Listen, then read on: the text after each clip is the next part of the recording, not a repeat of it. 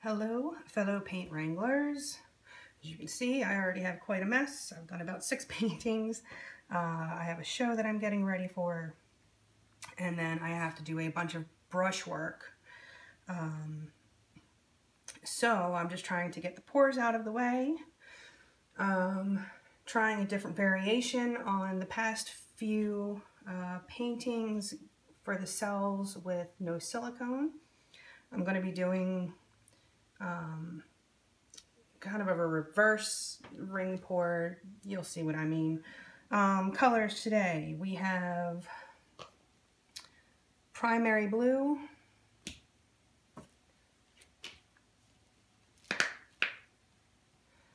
dioxazine purple, cadmium yellow light hue, naphthol crimson with a touch of the yellow,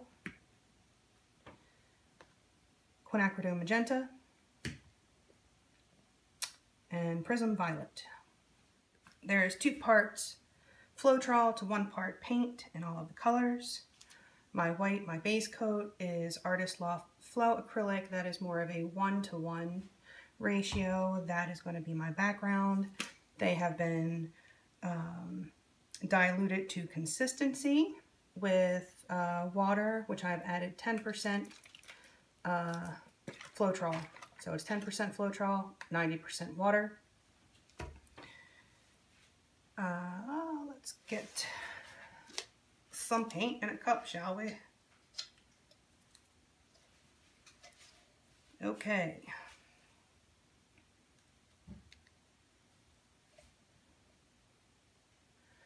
Dioxazine purple. These paints are thinner than I would be making them if I were going for a ring pour where I wanted separation.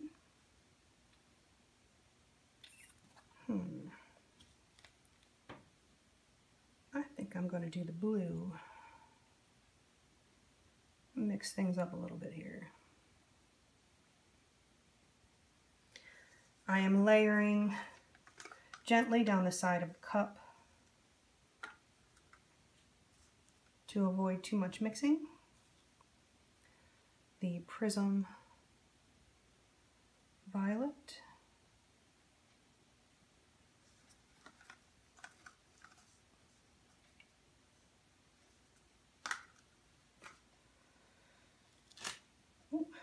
a magenta, my favorite color for pouring.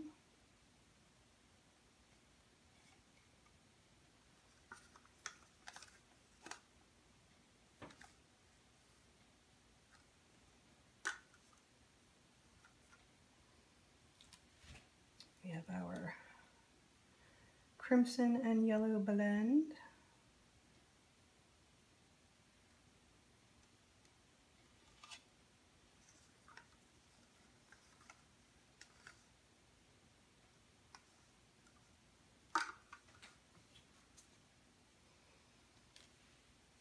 And our yellow.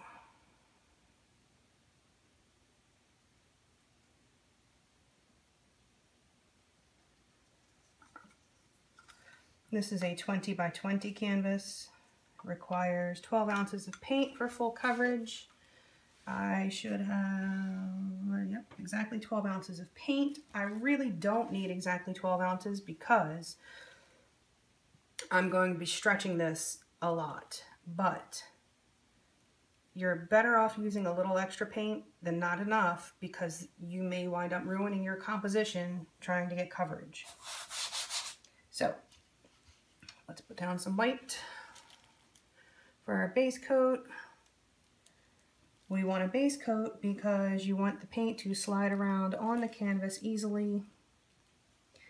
If you do not use a base coat, the bottom layer of the paint that you pour, the puddle, that will stick to the canvas because your canvas is thirsty. And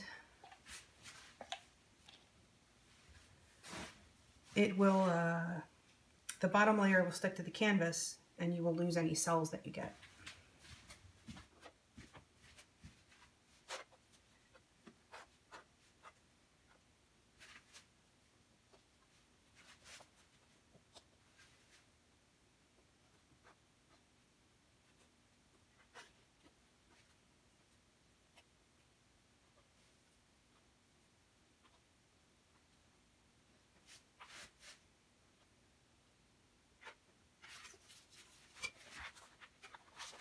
Okay, so this is a big canvas. So before I started mixing my paints, I sprayed the back of the canvas with some water to tighten it up, because that is a common issue with canvases this big, is that they can get a little saggy. Okay, so I'm going to be spiraling from the outside in. See what happens.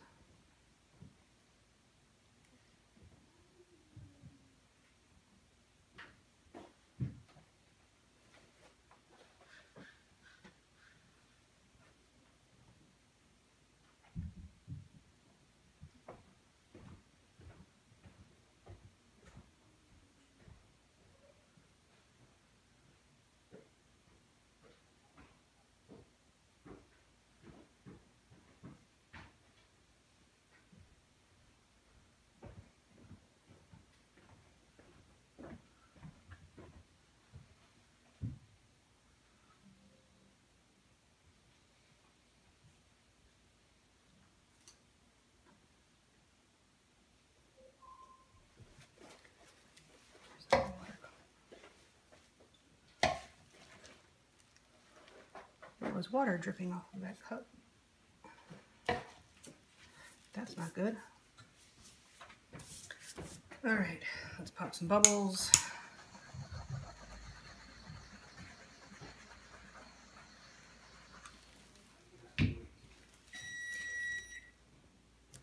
Let's do some stretching.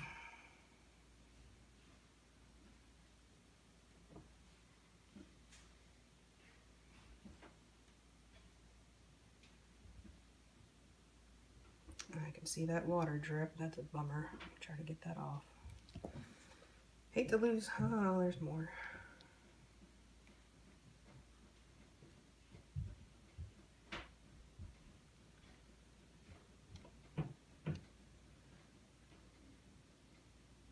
Make sure your cups are fully dry.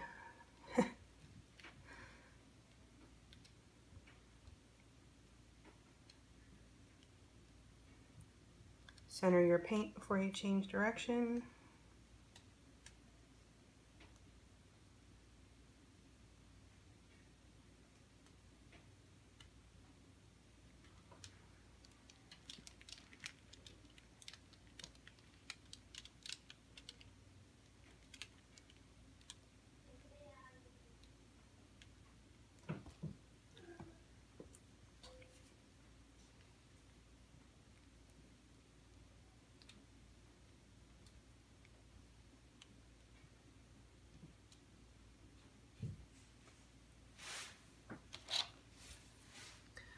When you see lumps, it is best to get them out when you can, because that will actually change how your paint moves around.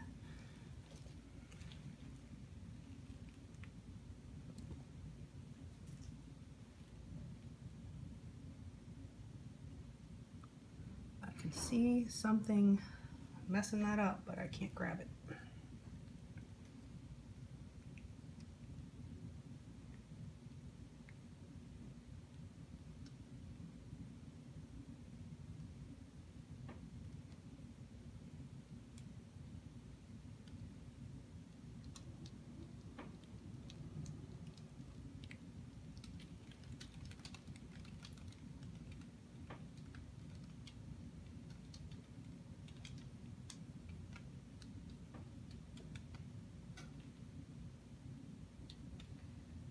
I am tilting too quickly. I'm being very naughty.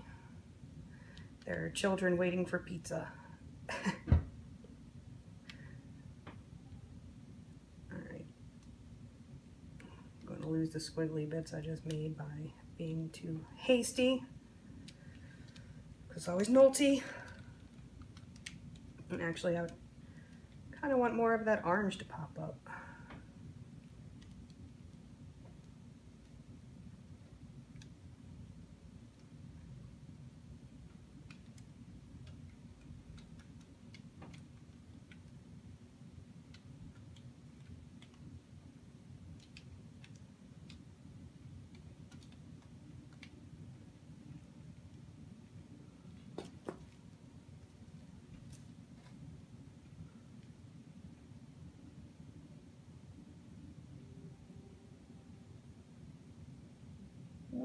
is that?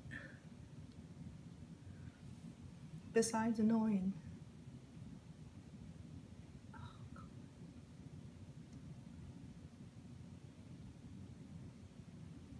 Alright, well, I just have to do a little doctor on that.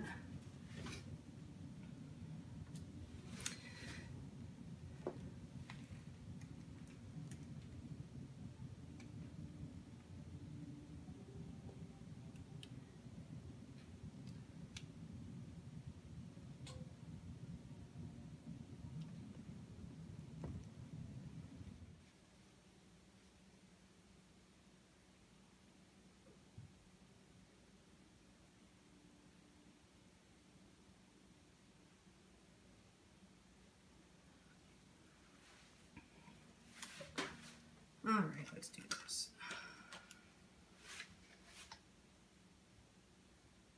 I don't trust this cup.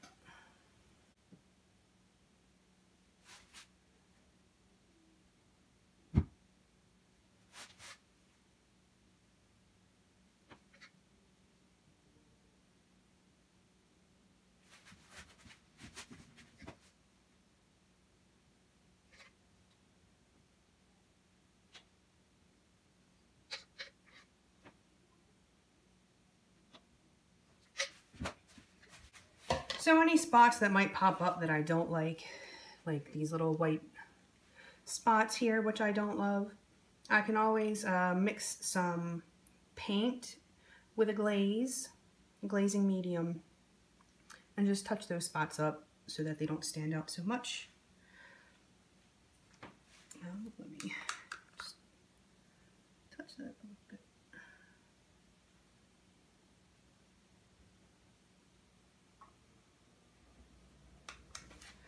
Okay, let me clean up. I'll take you in for a close-up.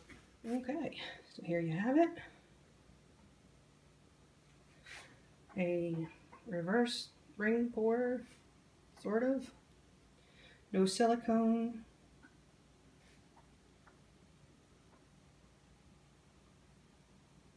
And the cells will keep popping up as it dries, I've noticed.